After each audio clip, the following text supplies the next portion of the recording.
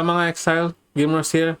Welcome to another episode of my budget build guide, and today I'll be talking about my Poison Blade Vortex Assassin. And to begin this guide, first I'm gonna talk about my unique gears. So first are this Cold Iron Point Dagger, and I'm using two of these daggers, and each dagger gives +3 to level of all physical spell skill gems, and that includes your Blade Vortex. So in total, it turns my Blade Vortex to level 26. And another unique item is this Embalmer's Carnal Myths, which gives me chaos damage and increased poison duration. And another unique item is this Atsiris Step, which basically I'm using this because of the high evasion rating and 15% chance to dodge spell hits.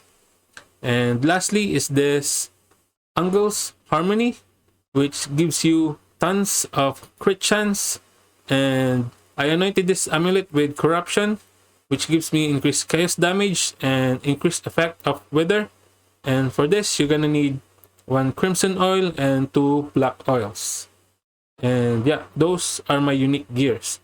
And for the rare gears, just look for high life, resistances, and strength for your gem requirements, and a little bit of mana regeneration as well. And yeah, those are my gears. And for the flask, I'm using Quartz Flask for additional dodge and pacing, so you can run past through enemies. Silver Flask for increased damage.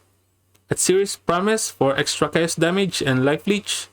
And also Coralitos Signature for more crit, increased poison damage, and perfect agony.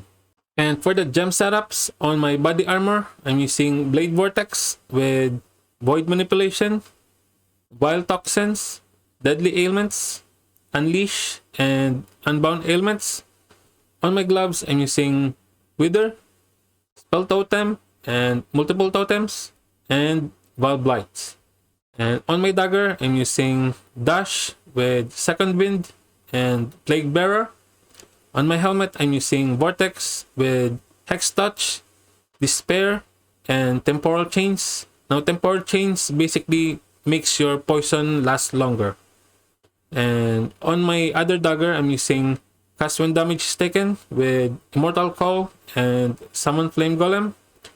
On my boots, I'm using Herald of Agony, Flesh and Stone, and I'm using Sun Stance so I can blind nearby enemies. Malevolence, and level 3 Enlighten. Now, you can switch Flesh and Stone with Skitterbots if you want more damage. For the Pantheon, I'm using Soul of the Brine King for the 2-second stun immunity, and Soul of Garokan for additional evasion and increased movement speed.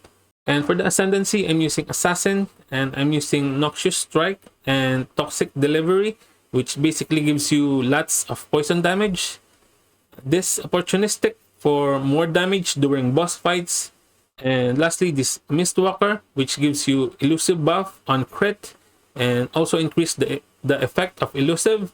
And while elusive, you will have more chance to dodge attack and spell hits and increase movement speed. For the Bandit quest, kill all bandits for 2 additional skill points. And for the skill tree, first, I took this node here, so my Blade Vortex will last a little bit longer. And for the jewel, just look for chaos damage over time multiplier and poison damage. And this perfect agony, even though I already have perfect agony with this flask, I still took this node here, so in case I run out of flask charges. And this acrobatics and face acrobatics for more chance to dodge attack and spell hits. And yeah, just get those poison nodes here. This damage over time nodes, crit nodes here, poison damage here, and this for additional curse. And yeah, that's basically it for this build. Thank you guys for watching, and if you like this video, please give it a thumbs up and subscribe to my channel. Stay safe mga Exile, at magkita na lang tayo sa susunod na video.